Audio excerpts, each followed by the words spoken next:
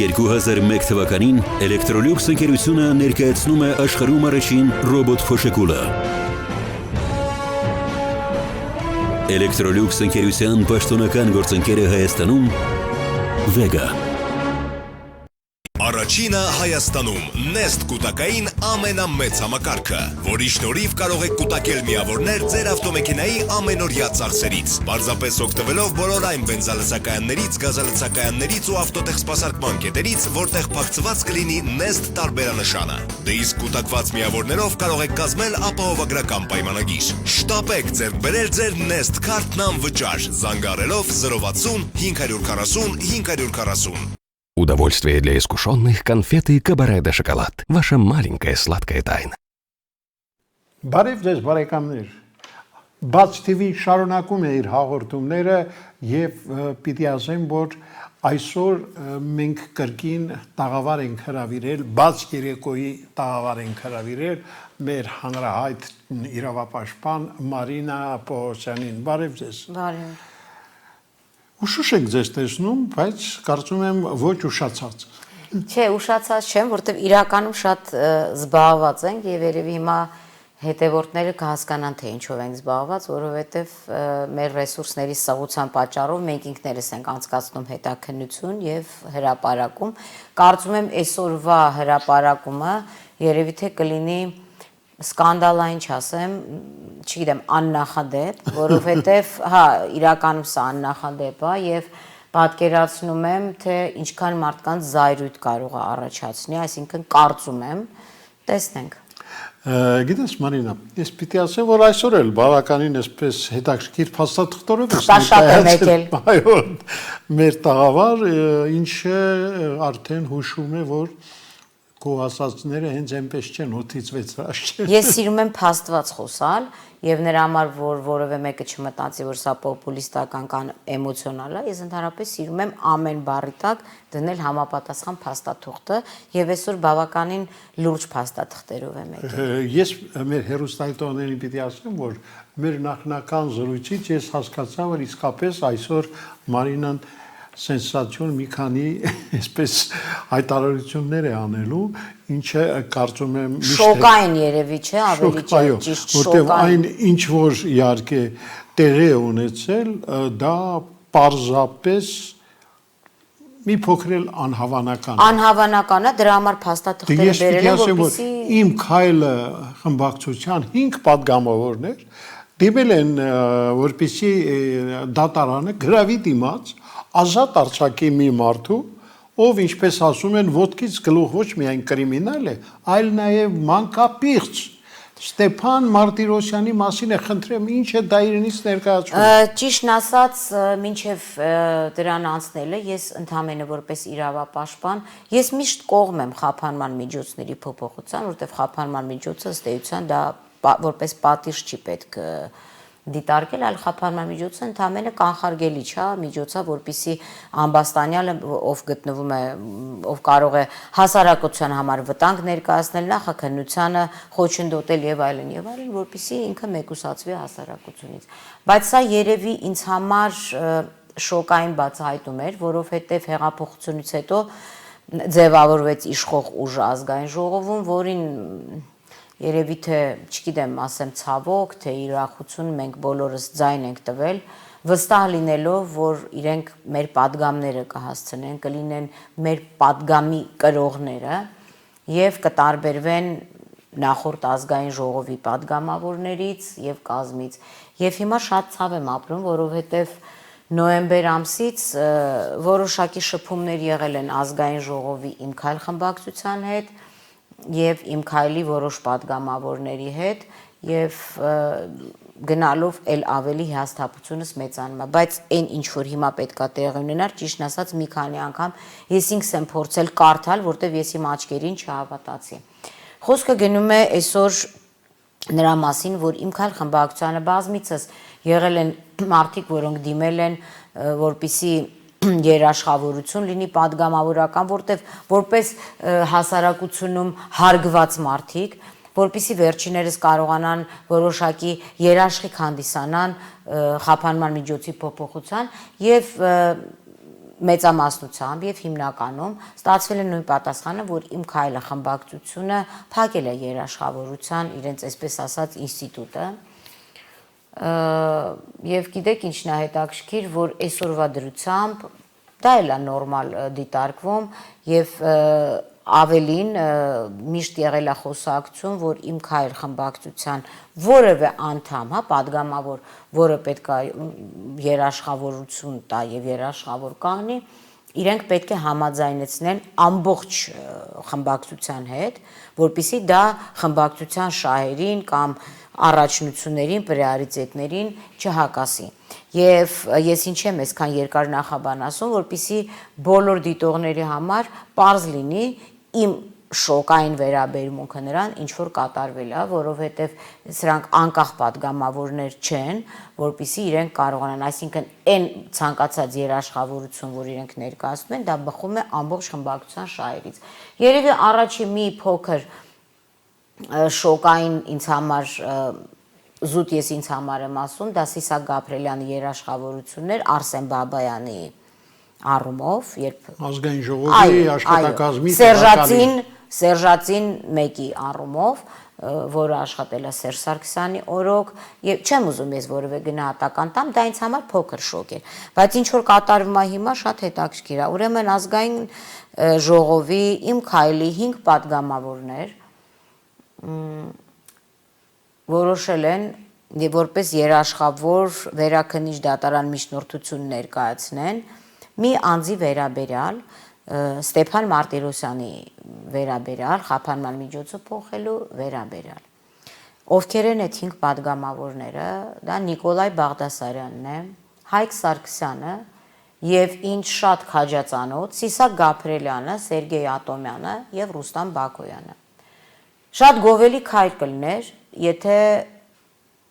չհասկանայինք ով է Ստեփան Մարտիրոսյանը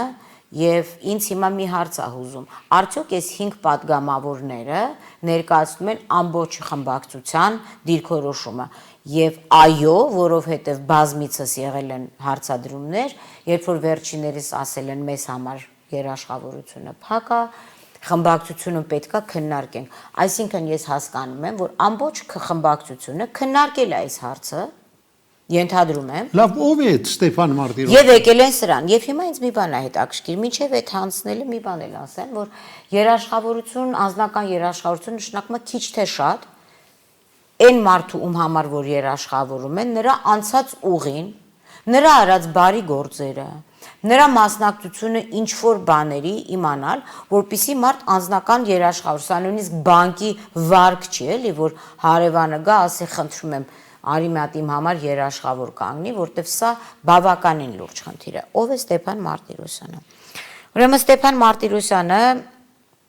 այս պահին գտնվում է Արմավիր քրեակատարողական հիմնարկում, վերջինս մեղադրվում է 49 միլիոն դոլար Հայ բիզնես բանկից յուրացնելու առումով, եւ եթե միայն գումարին լիներ հարցը, ես կարծում եմ, որ բոլորիս դիրքորոշումը այդքան խիստ չէր լինի, կասենք սա կարող է տնտեսական հանց, չգիտեմ, ինչ որ ձևի կարող ենք արդարացնել։ Բայց Ստեփան Մարտիրոսյանը Հայաստանի Հանրապետությունը լքել է 1985 թվականին։ Դա այն տարին է, երբ որ այս երաշխավոր կանգնող падգամավորները դեռ ծնված չեն եղել, այսինքն չեն էլ ճանաչել։ Եվ 85 թվականին լքելով Հայաստանի Հանրապետությունը բնականաբար վերջինս որևէ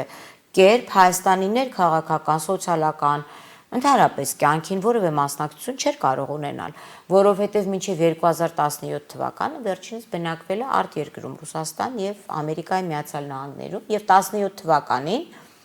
էքստրադիցիա է եղել Հայաստան եւ ինչքանով որ ես տեղյակ եմ, այդ էքստրադիցիայի գործընթացին մասնակցել է Նիկոլայ Բաղդասարյանը, ԱԺ падգամավոր այժմ, որը փաստաբան է եղել այն ժամանակ։ Այսինքն այս մարդը որևէ կերպ ոչ Արցախյան պատերազմի մասնակից է, չունի որևէ բան այս երկրի համար արած, բացի նրանից, որ Հայ բիզնես բանկից 49 միլիոն դոլար յուրացրել է։ Երևի թե սա որոշակի առավելություն է, եթե մենք այսքանով եզրափակվենք։ Այսինքն ես ուզում եմ առաջինը ասել, որ այս падգամավորները, ովքեր որ նրան երաշխավոր են կանում, չէին էլ կարող ճանաչել, որտեղ այդ մարդը ընդհանրապես Հայաստանում չի եղել, 17 թվին էքստրադիցիա եղել եւ կալանավորվել է։ Եվ որևէ գործընթաց, որ մասնակցել է, չեն կարող իմանալ։ Բացի բնականաբար մի շատ հետաքրքիր գործընթացից, որ մեր падգամավորները բավականին հույս ունենամ եւ հավատում եմ, որ տառա ճանաչեն եւ մամուլ կարդում են։ Ես նրա համար որ չլինեմ մերկապարանոց, փաստաթղթավորված եւ եթե թույլ տաք ընդամենը կընթերցեմ։ Ստեփան Մարտիրոսյան, սա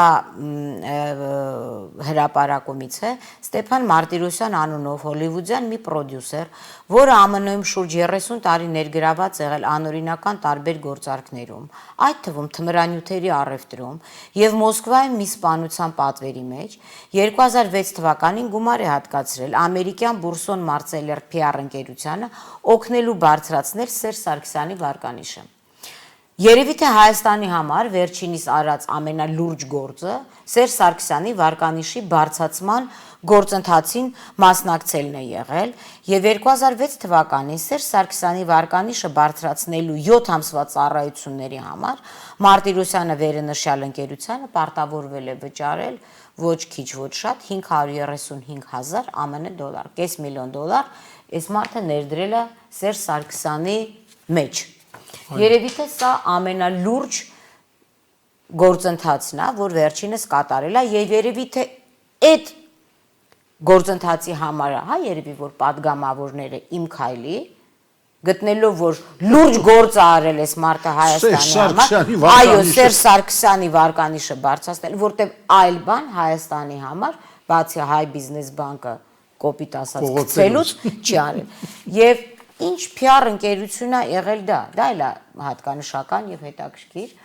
հաշվի առնելով Սերժ Սարգսյանի կերպարը եւ նրա ֆակտորը, ուրեմն սա այն կազմակերպությունն է եղել, որ այդ կազմակերպության, այդ PR-ով զբաղվող քաղաքական գործիչների PR-ով զբաղվող ընկերության հաճախորդներ եղել է Չաուշեսկուն եւ Սուհարտուն։ Այսինքն, այն որ ես դիկտատորները, բռնապետերը, երևի թե ազգային ժողովի այս 5 падգամավորները ուսումնասիրելով այս երկու գրառումը գտել են, որ այս մարդը բավականին լուրջ բարի համբավ ունի, բավականին լուրջ, որ Սերժ Սարգսյանի PR-ով զբաղվել է ժամանակին եւ $535,000 ներդրել։ Սա մեկ։ Ես կարծում եմ, որ իմ քայլի падգամավորները մի քիչ ավելի շատ բան են ուսումնասիրել, այն ինչ որ ես եւ դուք չենք իմացել, ուղղակի բարձրաձայն եմ, որ ընտրողները իմանան, թե падգամավորները որ ամբաստանյալների, մեղադրյալների եւ դատապարտյալների համար են գրավի միջնորդություն անում։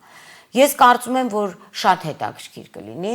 եւ ելի ցավոք պետքա անդրադառնամ Արտուր Դավթյանի կերպարին, որ այն որ ասում է բոլոր ճանապարհները հռոմ են տանում, ցավոք սրտի բոլոր խոսակցությունները տանում են մինչև դեպի վերջինս։ Եվ երևի թե այս կոնտեքստով པարզ կլինի, ինչի ազգային ժողովի падգամավորները նոյեմբեր ամսին մեզ խաբելով մենք մակունցի մոտ եղել ենք Արտուր Դավթյանի, երբ որ հրաժարական եւ քրեական պատասխանատվություն ենք պահանջում եւ մեր գլխի տակ փափուկ բարձր դնելով մեզ ճանապարհեցին, հետագայում Լենա Նազարյանը ելույթ ունեցավ եւ Արտուր Դավթյանի մասին շատ կովելի խոսքեր ասեց, այսինքն այս ազգային ժողովի падգամավորների գովքա Արտուր Դավթյանի վերաբերյալ ես էլ մի կողմ եմ թողնում, որ նա երբևէ հացբերողի մահվանը չանդրադարձան ու շատ բաների, երևի թե բացատրվում է նաեւ զուտես փաստով, որտեվ հիմա նայեք ինչ հետաքրքիր բան։ Ազգային անվտանգության ծառայությունը, ինչքան էլ որ ես իրանց գիտեք չեմ ընդունում եւ չեմ սիրում, հարուցել էր քրեական գործ, այս նույն Ստեփան Մարտիրոսյանի վերաբերյալ $100 միլիոն փողերի լվացման առումով։ Ընդամենը ամիսներ առաջ։ Եվ գիտեք ինչ է տեղի ունենում։ Այս ազգային ժողովի շատ սիրելի, պատվելի եւ անձեռն մխելի Արտուր Դավթյան գլխավոր դատախազը աննախադեպ ակցիա է կազմակերպում ԱԱԾ-ի հարուցված գործի որոշումը ոչ իրավաչափ է ճանաչում։ Մերժում է քրեական գործ հարուցելը $100 միլիոն փողերի լվացման առումով։ Դա ինչ փող է։ Դե երևի թե քիչ է եղել, կամ ինչ որ միտեղ քիչ է հասել, չգիտեմ, կամ շատ է հասել։ Միտեղը քիչ է հասել, միտեղը շատ է հասել։ Այսինքն ԱԱԾ-ի հարուցած քրեական գործի որոշումը գլխավոր դատախազությունը ճանաչում է ոչ իրավաչափ։ Նայեք ինչա դրանից հետո տեղի ունենում։ Դրանից հետո տուժող կողմը Ստեփան Մարտիրոսյանից բողոք է տանում դատարան Արտուր Դավթյանի օբյեկտի դեմ։ Եվ Աննա Մաթևոսյանը բավարարում է եւ գտնում է, որ այո, ազգային անվտանգության ծառայությունը $100 միլիոն փողերի լվացման առումով ճիշտ է նման քրեական գործ հարուցել է։ Բայց ով է այդ Աննան։ Աննա Մաթևոսյանը դա նախկին հիմա կենտրոնի դատավորն է։ Հիմա մենք կանդրադառնանք։ Պատկերացրեք, այսինքն Աննա Մաթևոսյանը ի զարմանս ինձ գտնում է, որ այո, ազգային անվտանգության ծառայությունը իրավաչափ է, որտեղ $100 միլիոն թիվ է։ Ինչա տեղի ունենում։ Եվ որտեղ այրևում Արտուր Դավթյանի եւ գլխավոր դատախազություն կոչվող օբյեկտի շահագրգռվածությունը, որպիսի նման մարդիկ պատասխանատվությունից զերծ մնան։ Արտուր Դավթյանը վերաքննիչ բողոք է տանում, ասում է, չէ, Ստեփան Մարտիրոսյանի վերաբերյալ չպետք է քրեական գործ լինի, ժողովրդի լեզվով եմ ասում։ Վերաքննիչ դատարանում դատավոր Արմեն Դանելյանը եւս անփոփոխ է թողնում Աննա Մաթևոսյանի որոշում, այսինքն որ այո, $100 միլիոն փողերի լվացումով ընդհանրապես ժողովուրդ ջան պետք է քրեական գործ հարուցել։ Եվ գիտեք ինչ է տեղի ունենում։ Արտուր Դավթյանը ոնց որ միշտ սա առաջի դեպքը չի, որ պաշտպանում է նման մարդկանց եւ թաթը դնում է։ Փողը մութ տեղը լույս է տալիս։ Վճռաբեկ բողոք է տանում, որ ինչ ուզում եք արեք, բայց Ստեփան Մարտիրոսյանի վերաբերյալ հանգարց քրեական գործ չլինի։ Հիմա իմ համար շատ հետաքրքիր է այդ նույն Արտուր Դավթյանը, որ մարդկանց հետևից վազելով ուզում է բոլորին փագի։ Ну բնականաբար են մարդկանց, որ իրան խանգարում են կամ իրա պատվերով են դատապարտված։ Ինչ շահագրգռվածություն ուներ, վճռաբեկ բողոք տանելու գործեր էլի ԱԱԾ-ն հարուցել էր, կքննվեր, եթե այս մարդը անմեղ էր, կարդարացվեր, եթե մեղավոր էր, կպատժվեր։ Այդ ինքը սկզբից, ի սկզբանե, ինչի է աբորտ անում այդ գործը, ինչի է վիժեցնում այդ գործը։ Սրա պատասխանը կարծում եմ պետքա տան ազգային ժողովի այն падգամավորները, որ 3-5-րդով կարող են Արտուր Դավթյանի հարցը լուծել, բայց մենք այսօր տեսնում ենք, որ ազգային ժողովի բարեհաճ վերաբերմունք Արտուր Դավթյանին արտացոլվում է այն նման փաստաթղթերով, նման Ստեփան Մարտիրոսյաններով եւ նման մեծ գումարներով, այսինքն այսօր դատախազությունը լեգիտիմացնում է, որ փոքր փող գողանալն է պատժելի, մեծ փողերը որ միլիոններից է անցնում եւ Սերժ Սարգսյանի PR-ով են զբաղվում եւ այստեղ ես ուզում եմ անդրադառնամ որ այո Արտուր Դավթյանը Սերժ Սարգսյանի ծնունդն է եւ նրա ջատագովն է որովհետեւ փաստացի մենք այստեղ պապաբալիկ կապը շատ հստակ տեսնում ենք որ Ստեփան Մարտիրոսյանը եղել է այն մարդը որ Սերժ Սարգսյանի PR-ի մեջ գումարա ներդրել եւ Արտուր Դավթյանն էլ այն մարդն է, որ իր փեշերը, թևերը փռում է վրան, որպիսի հանգարց Ստեփան Մարտիրոսյանը բերանը չբացի եւ քրեական գործ չհարուցի։ Ակնհայտ է այստեղ այս կապը։ Առնվազն ապուշա պետք լինել, որպիսի չհասկանալ։ Եվ այստեղ ուրիշ հարց է ծագում, եթե Արտուր Դավթյանը տենց լավ վճռաբեկ բողոք գրող էր, բայց որ իր մտերիմ ընկերոջ մարտի 1-ով ապացույցներ կեղծող Վահագ Հարությունյանին կալանքի սանկցիա չտվեցին եւ այսինքն վերաքննիչ դատարանը մերժեց դատախազությունում A4 ֆորմատի թուղթ չկար, գրիչ չկար, ինչ չկար, որ ինքը վճռաբեկ բողոք չտարավ։ Սա խոսում է նրա մասին, որ եւ AժS 5 падգամավորների մոտ արդեն հիմնավոր կասկածներ առաջանում, թե ինչի են իրանք էլ Արտուր Դավթյանին փեշերը գրկել ու նստել, որտեղ այս պատմությունը, սա նոր պատմություն չի Ստեփան Մարտիրոսյանը, սա 2017 թվականից շարունակվող, այսինքն Սերժի օրոքից է շարունակվող, Սերժի օրոքից է շարունակվող, այսինքն հիմա սրանք էլ են իրար հետ փորձում սերտ աճել, եւ հիմա մի ավելի հետաքրքիր բան, փաստացի մենք փաստագրեցինք, որ ԱԺ падգամավորները, քանի որ անձնական երաշխավորություն են տալիս, Ուրեմն ծանոթ են եղել նաև ԱԱՑ-ում հարուցված $100 միլիոն փողերի լվացման եւ ասել են ոչինչ, մենք անձնական երաշխավորում ենք։ Այդ թե երաշխավորությունը կախված է գումարի չափից, թե չէ, թողնում եմ այսօր ինձ հետևողների երևակայությանը։ Մարինա, կներես որ քեզ ընդհատում եմ, շարունակում ենք բառացիորեն 10-12 վայրկյանից գովազդային հոլովակից հետո, խնդրեմ։ Մնատանը պատվիրիր օնլայն vega.am կայքից նույնիսկ ապառիկ մեկ զանգի միջոցով։ Մանրամասն տեղեկություններ vega.am պաշտոնական կայքում եւ Vega Facebook-յան էջում։ Մենք շարունակում ենք ծրագիրը եւ լսում մեր ծրագրի այսօրվա շատ ցանկալի հյուրին իրավապաշտպան Մարինա Պողոսյանին։ Խնդրեմ շարունակեք։ Եվ կարծում եմ, որ ինձ համար առնվազն այս բացահայտումները մի փոքր շոկային էին, որովհետև էլի եմ ասում, սա ապացուցում է որոշ մարդկանց կապը նախկին ռեժիմի ղեկավարների հետ եւ նրանց փայփայած պահելը։ Ես կարծում եմ, որ ազգային ժողովի падգամավորները մենք փաստեցինք, հա, այս մի քանի դրվագը, ես կարծում եմ, որ վերջիններս բնականաբար ես իրենց որպես լուրջ քաղաքական գործիչներ եմ նայում եւ կարծում եմ, որ անձնական երաշխավորություն, իրենց ստորագրությունը, որ արդեն դրվել է, 2.5 միլիոն դրամ գրավը մուծվել է, հա, ամեն մեկը 500,000 դրամի չափ մուծել է այդ գումարը եւ դրանից առաջ կարծում եմ վերջիններս ծանոթացել են մեկ այլ դրվագի հետ Ստեփան Մարտիրոսյանի կյանքից, որը եւ իրանց ոգեշնչել է երևի վերջինիս երաշխավոր կանգնելու։ Ես ուզում եմ անդրադառնամ 1978 թվականի որոշմանը, երբ վերջինս դատապարտվելա, չեմ ուզում հին քրեական օրենսգրքի հոդվածները թվեմ, որովհետև բնականաբար մեզ դիտողները, չնայած կարծում եմ հիմա Արտուր Դավթյանը ու լիքը падգամավոր շունչները պահած դիտելու են իրենց արածի բացահայտումը,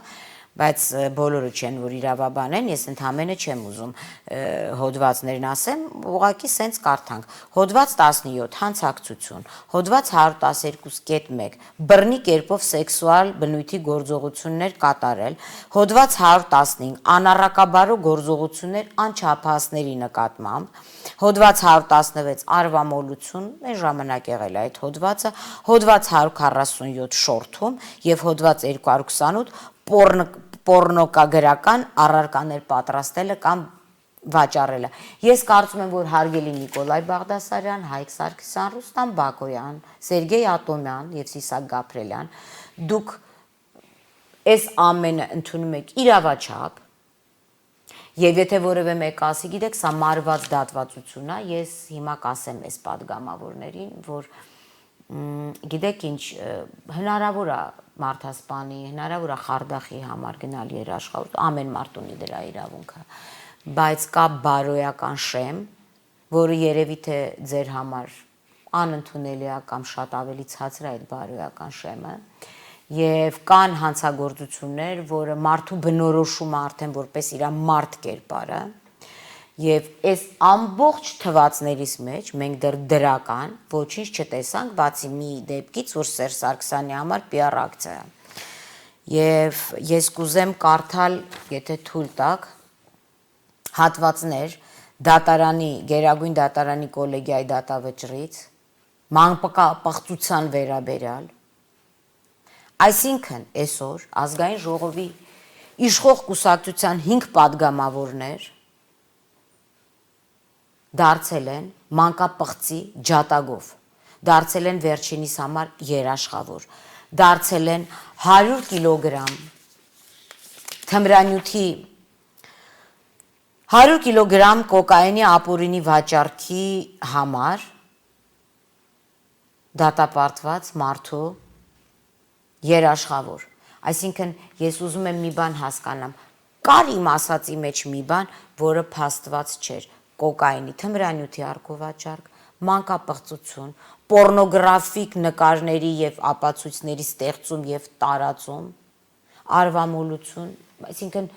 լավ ենթադրենք արվամոլություն այսօր դատապարտելի չի, շատ գովելի է։ Հասկացանք կամ ինչ որ մարդկանց մոտ է ըստ իրենց մտածելակերպի եւ գտնում են, որ եթե մարդը նման օրիենտացիա ունի, պետքա պաշտպանեն, քավլիցի, սա իրանց բարոյական խնդիրն է, ինձ չի հետաքրքրում որևէ մեկի սեքսուալ կյանքը։ Բայց ես չեմ կարծում, որ նույնիսկ այդ հատկանիշն է, միակ հատկանիշը, որ այս մարդը ունի այլ սեռական օրիենտացիա, որի համար падգամավորները տենց ոգևորված գնացել են պաշտպանելու։ Ես ընդունում եմ, որ հնարավոր է իրանք էլ ունեն նույն օրիենտացիան, դրա համար են պաշտպանում։ Սա նորմալ է, մենք ընդունել ենք, որ մենք Եվրոպայում ենք, ով հետ ուզում է քնում է, ես խնդիր չունեմ։ Բայց անչափահասների հետ արդյոք падգամավորները գտնում են, որ իրենց անչափահաս երեխաների հետ եւս կարելի է նման գործողություններ անել։ Սա մեր ազգի համար անընդունելի է։ Անընդունելի է այն падգամավորների համար, որոնք աժա ամբիոնից բարձր իդեաներ են տարածում եւ ինձ շատ հետաքրքիր է արդյոք Նիկոլ Փաշինյանը գիտի սրա մասին ըստ իրենց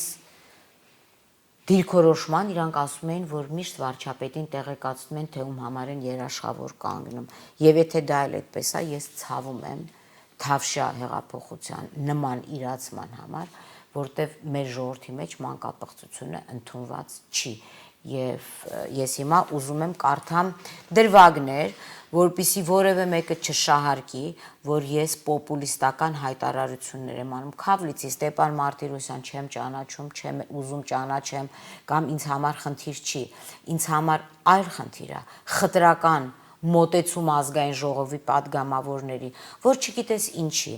Իրանք միշտ երաշխավոր են կանգնում ազգային ժողովի падգամավորները նախկին ռեժիմի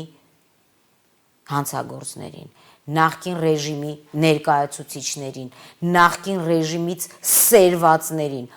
արդյոք մենք սրանից ենթադրություն անենք, թե թողնենք ենթադրությունը մեր հետևորդներին, որ ենթադրություն անեն, որտեվ չեմ ուզում ենթադրությունս դնեմ։ Խնդրում եմ լսեք հատված դատավճռից։ Այդ նպատակով հուլիս ամսին խնդիրներ լուծելու պատրվակով Շամիրյանի բնակարան են տարել անչափահաս Կարեն Նիկոլի Օրդինյանին տղայի եւ ստիպել նրան մերկանալ, այնուհետև մերկացել է նաեւ Շամիրյանը ու Ստեփան Մարտիրոսյանը, մեր հերոսը, նկարել է նրանց մերկ վիճակում, որից հետո Շամիրյանը Օրդինյանի նկատմամբ կատարել է բռնի կերպով սեքսուալ բնույթի գործողություններ, այնուհետև սեռական հարաբերություն ունեցել նրա հետ։ Դեպքից մեկ օր անց նրանք հանդիպել են Օրդինյանին, Շամիրյանը նրանից 1000 ռուբլի է պահանջել նկարները տարածելու սպառնալիքով։ Սրանք այնքան ուրեմն նողկալից տահակներ են, որ բացի նրանից, որ այդ սեքսուալ բռնի գործողություններ են արել, այսինքն մարդիկ, որոնք դեռ 78 թվականից ունեցել են շորթողի, շանտաժիստի, մերկացնելու, նկարելու եւ դա շարունակվել է մինչեւ հայ բիզնես բանկին շորթել 100 միլիոն դոլար փող, այսինքն հիմա ազգային ժողովի падգամավոր այդ հնգյակը, արդյոք իրանք մեծ հոգեբաններ են եւ մտածում են, որ սա դուրսը գտնվելուց իրանք պետք է իրիվե ամեն օր հետը զրույցներ տանեն, հա, ժամը 9-ին գնան հեքիաթներ կարդան։ Երկրորդ դրվագը Դեկտեմբերին Շամիրյանի բնակարան են հրավիրել Ռուբեն Դիզդրյանին եւ Շամիրյանը սպառնալով մերկացրել է նրան ու իրենք էլ մերկանալով Ստեփան Մարտիրոսյանը նկարել, այսինքն եւ մերկացել են նկարել այդ վիճակում սեքսուալ բնույթի գործողություններ կատարելիս, ապա Շամիրյանը սեռական հարաբերություն է ունեցել տուժողի հետ։ Նկարները տարածելու սպառնալիքի տակ նրանք պահանջել են Դիզդրյանից, որպեսզի վերջինս հրաժարվի, մինչ այդ Շամիրյանին տված 200 ռուբլուց։ Երրորդ դրվագը Հուլիս ամսին այդ նույն նպատակով Շամիրյանի բնակարան են տարել անչափահաս Արմեն Մկրտչյանին եւ հարկադրաբար մերկացրել են նրան։ Նախ Ստեփան Մարտիրոսյանն են նկարել տուժողին մերկ վիճակում, այնուհետև Մարտիրոսյանը նույնպես մերկանալով Շամիրյանն են նկարել նրանց մերկ վիճակում։ Դեպքից հետո նրանք լուսանկարները տարածելու սպառնալիքի տակ տուժողից պահանջել են 200 ռուբլի, որը կրկնել են բազմիցս։ Հարգելի падգամավորներ, անուշարեք։ Հիմա մնացածն եմ կարդում։ 1978 թվականի հունիսի 17-ին Շինծու պատրվակով Շամիրյանի բնակարան են տարել նրա համակուրսեցի Մարինե ազգանունը չեմ ասում ուղակի, սպառնալով մերկացրել են նրան ու նկարահանել տարբեր դիրքերով, որից հետո նկարները տարածելու սպառնալիքով պահանջել են նրանց մեկ այլ աղջիկ բերի մերկ լուսանկարելու համար։ 5-րդ դրվագը։ Մակարյանը վախենալով, որ Շամիրան եւ Ստեփան Մարտիրոսյանը իր մերկ վիճակով լուսանկարները կարող են տարածել ջինսի հագուստ գնելու պատրվակով, Շամիրյանի բնակարանը տար իր ընկերուի Անգին, ազգանունը չեմ ասում, եւ նրան թողնելով այնտեղ հեռացել է։ Շամիրյան եւ Ստեփան Մարտիրոսյանը սպառնալիքների ազդեցության տակ մերկացրել են Գրիգորյանին, այնուհետև Ստեփան Մարտիրոսյանը լուսանկարել է նրան տարբեր դիրքերով, որից հետո Շամիրյանն է մերկացել եւ լուսանկարվել տուժողի հետ տարբեր դիրքերով, ի վերջո Շամիրյանը կենակցել է տուժողի հետ։ It's Stahak Շամիրյան տայմա։ Բոլորն կան գերագույն դատարանը բան անենք, չէ, հասցեն տանք մեր ԱԺ падգամավորներին, մի հատ գնան տեսնեն կարողանին թե ինչ-որ բանի կարիք ունի։ Վերը թվարկածից ակնհայտ է, որ դատարանը օրինական ուժ ստացած դատավճռով ապացուցվել է, որ Ստեփան Մարտիրոսյանը կատարել է բռնաբարություն, անչափահասի հետ անառակաբարո գործողություններ, շորթում, պոռնկագրական նյութեր տարածել եւ այլն։ Եվ սա ամբողջը չի։ Մեր ԱԺ падգամավորները իմ հեռախոսի համարը գիտեն, եթե իրանք շատ ցանկանան, նայեք, ես բերել եմ նաև դատավճիռը, որտեղ շատ ավելի մանրամասներ կա, ես ուղղակի մի քանի դրվագ կարդացի։ Դրանից հետո, ինչ սարսափելի չի։ Եվ դրանից հետո ունենք նաև այն, որ Ստեփան Մարտիրոսյանը ընդունել է իր կատարած մեղքը եւ հետագայում վերջինիս ներում է շնորհ։ Այսինքն ասել, որ այն ժամանակ սարքվել է, չի սարքվել, սրա մասին խոսք չկա, որտեղ մարդուն ներում է շնորհել, շատ մանրամասներ կա, որ պահել եմ, որովհետեւ պատկերացնում եմ հիմա ԱԺ падգամավորներից եւ այդ դատախազության օբյեկտի տիրոջից ինչ վայրահաչոցներ եմ ստանալու իմ հասցեին, որտեղ երևի թե վերջիններիս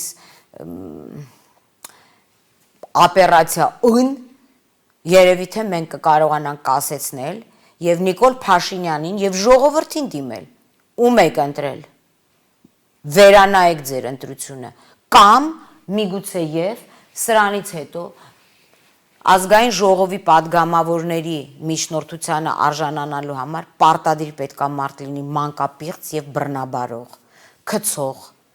կակային վաճառող, դե կակայինի նկատմամբ մեր նախկին իշխանությունների սերը մենք գիտեինք, այո, բայց ես չեմ հասկանում, արդյոք դա վիրուսի պես ներկա իշխանություններին կամ ներկա ԱԺ падգամավորներին է անցել, եւ ինչն է եղել պատճառը։ Այս ամեն ինչը որ թվարկեցի, մենք ունենք երկու տարբերակ, կամ ԱԺ 5 падգամավորները այս ամեն ինչին ծանոթ են եղել եւ գտել են, որ սա նորմալ է, եւ այս մարդը անհապաղ կարիք ունի ազատության մեջ գտնվելու, այս պահից կարիք ունի, որը գնահատականը ես չեմ տալու, կամ տեղյակ չեն եղել, այդ դեպքում ինչն է իրանց շահագրգռել։ Ինչն է շահագրգռել իրանց թանկարժեք ստորագրությունը դնելու։ Այսինքն, իրենք ամբողջ խմբակցությունով սա քննարկել են եւ Տիկին Մակունց, ինչ շատ հետաքրքիր է ձեր դիրքորոշումը։ Այո։ Երբ մենք եղել է դեպքեր, երբ որ նման առաջարկ ա եղել,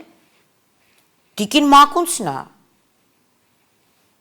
որոշումներ կայացրել։ Ես հիմա ուզում եմ հասկանամ, ես չգիտեմ Տիկին Մակունցը ամուսնացած է թե չէ, անչափահաս երեխա կամ ազգական ունի թե չէ,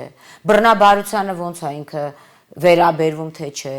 Ընդհանրապես ինչ է կատարում ազգային ժողովում։ Մենք ընտրել ենք այս падգամավորներին, այստեղ Ստեփան Մարտիրոսյանի անձի խնդիրը չի, Կավլիցի։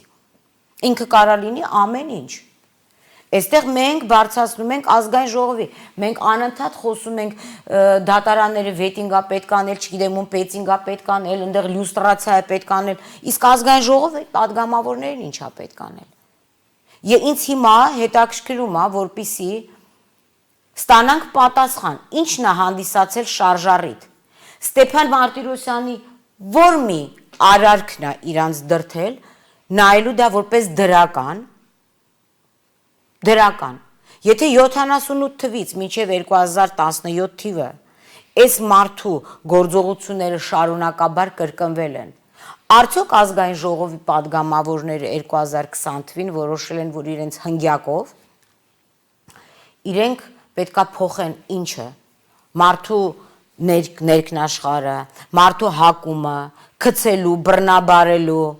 անչափահասին հանվածնելու, նկարելու, փող աշխատելու, այսինքն սա եղել է փող աշխատելու մոլուցք, որը շարունակվել է տարիներով։ Ես էլ սպանության պատվերի եւ այլնի մասին շատ բաներ ունեմ դեռ պահած, հարգելի падգամավորներ։ Եվ ինձ համար հետաքրքիր է շատ, ես պետք է մեր ժողովրդին ներկայացնեմ, թե ում համար եք դուք։ Արսեն Բաբայանը հասկացանք, բայց ես էլ ինձ համար մի քիչ անհասկանալի է պարոն Սիսակ Գաբրելյան, որ ձեր երաշխավորած անձիկ ինչ որ շատ ոնց որ երաշխավորության ՍՊ-ի է բացվել եւ ում եք երաշխավոր կանգնում։ Անկեղծ ասած, հատկապես Սիսակ Գաբրելյանի անձը, որ այդ հնգյակի մեջ է, ինձ համար շատ անսպասելի, որովհետեւ ինձ համար Նիկոլայ Բաղդասարյանի անձն էլ է, Ռուստամ Բաքոյանինը, կներեք, որտեղ եզդի լինելով, այս մարդը եզդի մշակույթի կրող է։ Արդյոք եզդի մշակույթում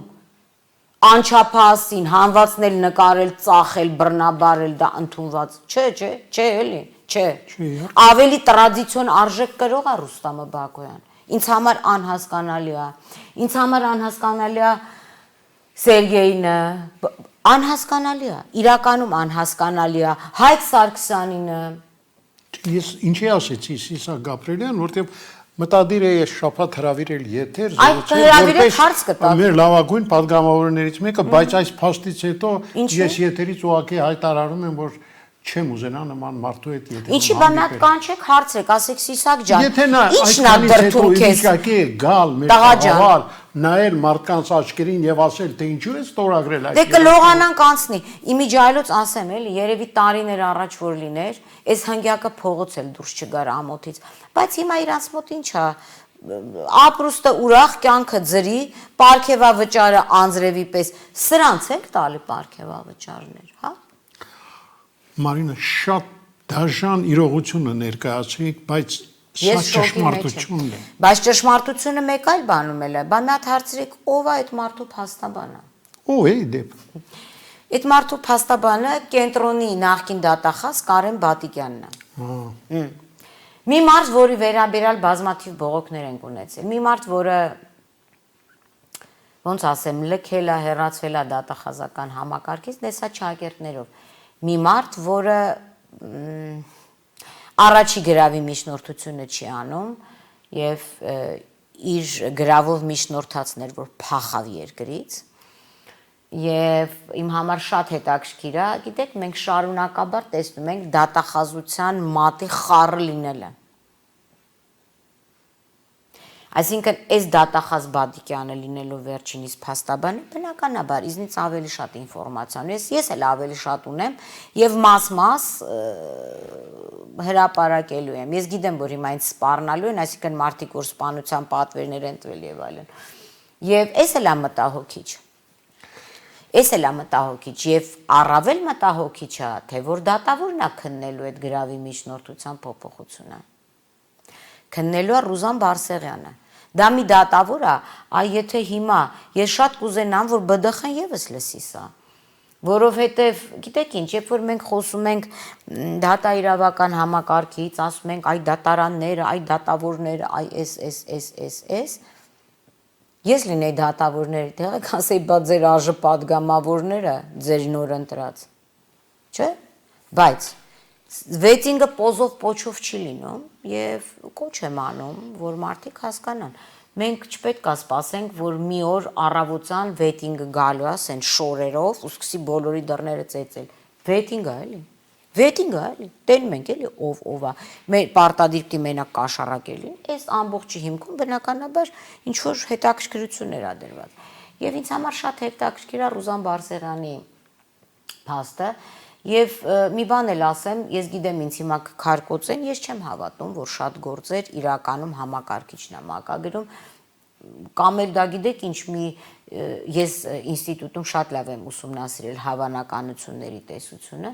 եւ սա անհավանական է, որ Ռուզան Բարսեղյանի մոտ միշտ ընկնում են նմանատիպ գործեր։ Ով է Ռուզան Բարսեղյանը։ Ռուզան Բարսեղյանի մասին ես այնքան եմ խոսացել, որ հայտնի ալավերդու դեպքերով, երբ որ Վարդան Անտոնյան անունով մեկը Աղթալայի կամրջի վրա կրակեց մեկ այլ անձի մեքենայի վրա սպանելու նպատակով եւ դատապարտվեց 13 տարի ազատազրկման փորձսպանությունով, Ռուզան Բարսեղյանը վերջինիս ազատ արձակեց։ Ասեց, որ ինքը որոշել էր վախեցնել։ Հիմա գիտեք ինչ, ես կարծում եմ, որ Ռուզան Բարսեղյանը իր կերպարով վախեցնում է մեր հասարակությանը, մեր սոցիումին, որտեղ նման դատավորներ ունենալով մենք պետք է արդեն վախեցած լինենք։ Եվ ես շատ վախեցած եմ, եւ հիմիկվանից ես այս կոչը անում եմ։ Չնա եւ Ռուզան Բարսեղյանը նաեւ այն դատավորն է, որ անձամբ իմ օրինակով կարող եմ ասել, երբ տարիներ առաջ Արտուր Դավթյանի հովանավորյալներից մեկի թաթար-մոնղոլական արշավանքի ժամանակ, երբ որ ծեծում էին 82-ամյա տատիկին մազերից քաշ էին տալիս, եւ ես որպես իրավապաշտպան խառնվել եմ, նրանք ինձ ֆիզիկական վնաս հասցրեցին, շպրտեցին բետոնե աստիճանների վրա, ես վնասված ստացա։ Եվ Ռուզան Բարսեղյանը, էտեն դատավորը չեմ կարող ասել, էլի, էտեն սև շորեր հագած, սևազգեստ կինն է, որ նույնիսկ այդ ժամանակ, երբ որ իրեն բացատրեցին, որ 5 հոգով ես փոքրամարմին եմ կամ մեծամարմին լինեի, այլ մարդուն պաշտպանելու համար 82-ամյա տատիկին ինձ շպրտել են եւ ես վնասվել եմ, ինքը գտավ, որ դա օրինաչափ է եղել, եւ ես շատ ցավում եմ, որ Ռուզան Բարսեղյանիկների պատճառով այսօր մեր պետությունը ինձ գումար է վճարելու, որտեղ Եվրոպական դատարանը կոմունիկացրել է այդ գործը եւ օրերս արդեն սպասում ենք որոշմանը։ Այս սա է Ռուզան Բարսեղյանը եւ իմ համար անհասկանալի է, այդ ոնց է լինում, որ սենց գործերը ընկնում է Ռուզան Բարսեղյանի մոտ։ Ոնց է լինում, որ սենց նմանատիպ գործերով նախկին դատախազներն են լինում փաստաբան։ Ոնց է սենց ստացվում։ Ոնց է սենց ստացվում, որ Արտուր Դավթյանը նման գործերով աշխատում է մաքսիմալ քրեական պատասխանատվությունից զերծ պայի նման անձանց։ Ոնց է լինում, որ ԱԺ իմ քայլականները 5 հոգով, մի հոգի չի, այսինքն եթե հիմա իրանք համարժեք պատասխան տան, որ իրանք մոլորության մեջ են եղել, ուրեմն մենք մոլորված գառնուկների չենք կարող պատգամավոր ընտրել եւ մոլորյալների մենք չենք կարող մեր քվեն տալ եւ վստահել, որ իրենք մեր պատգամները կհասցնեն ԱԺ դահլիճ, ԱԺ ամբիոն, այսինքն սա ամբողջ խմբակցության դիրքորոշում է, այս ամենի վերաբերյալ։ Ինձ համար ծայրահեղ մտահոգիչ է, չեմ ուզում կրկնվեմ, բայց չգիտեմ, որ մեկն ասեմ։ Այսինքն մենք արդյոք առ այսօր կատարում ենք կամ արդյոք առ այսօր այդ պատգամ ավորները կատարում են Սերժ Սարգսյանի պատգամները, ում PR-ով զբաղվել է այս մարդը։ Չգիտեմ։ Մարինա, շատ ցավում եմ իհարկե այս ամենի համար եւ ճիշտն ասած ինքս ապշած եմ։ Ես կարծում եմ, որ իմ քայլականները պիտի լուրջ մտահոգվեն։ Բայց իրանք մտահոգ են արդեն Ստեփան Մարտիրոսյանի ճակատագրով։ Էլ ավել տականքի համար, որ իմ ինչպես ասում են ռուսը լավ խոսք ունի, даже пробу негде ставить։ Եվ այդ տականքին, այդ ստորին, այդ ոչինի համար 5 պատգամավոր, 5 ներկայացնում են երաշխիք, որ ի՞նչն են երաշխավորում, այդ եմ ուզում հասկանամ, ի՞նչը։ Անհասկանալի է, ես չգիտեմ, սիրելի բարեկամներ, դուք հասկանում եք, որ այսօր մենք ականատես եղանք այնպիսի մի ճշմարտության բացահայտման, ինչը իսկապես շոկային վիճակի կարող է շատերիս հասցնել, բայց միթե այս ամենից հետո մենք պիտի թեկուզ եւ պատասխանատվության չկանչենք այդ 5 պատգամավորներին եւ նայելով նրանց աչքերին ասենք, լսեք, ժողովուրդը ձեզ դրա համար է ընտրել, որ այդ մանկապղծին, այդ տականքին, այդ կեղտին, այդ ոչինին երաշխավորեք, որ դա ազատ արձակվի։ Լավ, դուք սովորական մարդկային խիղճ չունեք, չեք ամաչում։ Բայց ինչի մենակ իրանք։ Եվ մենք պետք է հիմա հասկանանք, դատախազությունը ինչի է, իրան ճղում, որպիսի գործ չարեցու, այդ նույն դատախազությունը շատ լուրջ դեմքով, այն գործերով, որտեղ ինքը ունի հետաքրքրություն, մարդկանց ուզում է փագի տակ պահի։ Այնը չգիտեմ, ես իսկապես շատ ծանր եթեր էր ես իսկապես ինձ վատ եմ զգում եւ քանի որ արդեն խոսելն էլ շատ դժվար է դառնում, որտեղ կարող եմ չզսպել եւ ասել այդ Պետք մարդկանց չի, հասցեին մենք խոսքեր, թողնենք որ երևի գուցե արդեն- շատերին դուր չգա։ Ես պարզապես ուզում եմ շնորհակալություն հայտնել, որ եկաք։ Կարծում եմ մեր նման հանդիպումները կշարունակեն։ Ես ուղղակի պարտ կհամարեցի Այո, ասեմ եւ այսօր հավատացեք, որ բարձրաձայնել։ բաց TV-ն դա այն ամբիոնն է, որտեղից ցանկացած մարդ կարող է գալ ասել ճշմարտությունը, միայն ճշմարտությունը։ Եվ եթե այդ անձինք, որոնց մասին դուք ասեցիք, խիղճ ունեն, թող գան իրենց բացատրությունը տան։ Շնորհակալություն, որ Ես էլ եկաք։ եմ շնորհակալ։ Շերի բարեկամներ, ինչ եմ մնում ես։ Ինչ որտեղ մնանք նորից լավատես։ Հուսանք, որ կամաց դատա իրավական համակարգում ինչ որ բաներ կփոխվեն։ Հուսանք։ Այսօր այսքանը ցտես չէ։ 1984 թվականին Bosch ընկերությունը ստեղծում է մարդկոսով աշխատող աշխարհում առաջին էլեկտրական գործիքը։ Գերմանական Bosch ընկերության պաշտոնական գործընկեր Vega։ Առաջինը Հայաստանում Nest կուտակային ամենամեծ համակարգը, որի շնորհիվ կարող եք կուտակել միավորներ ձեր ավտոմեքենայի ամենօրյա ծախսերից, պարզապես օգտվելով բոլորային բենզալցակայաններից, գազալցակայաններից ու ավտոտեխ սպասարկման կետերից, որտեղ փակցված կլինի Nest տարբերանշանը։ Դե իսկ կուտակված միավորներով կարող եք կազմել ապահովագրական պայմանագիր։ Շտապեք ձեռք բերել ձեր Nest քարտն անվճար, զանգահարելով 060 540 540։ Удовольствие для искушенных конфеты Кабаре де Шоколад. Ваша маленькая сладкая тайна.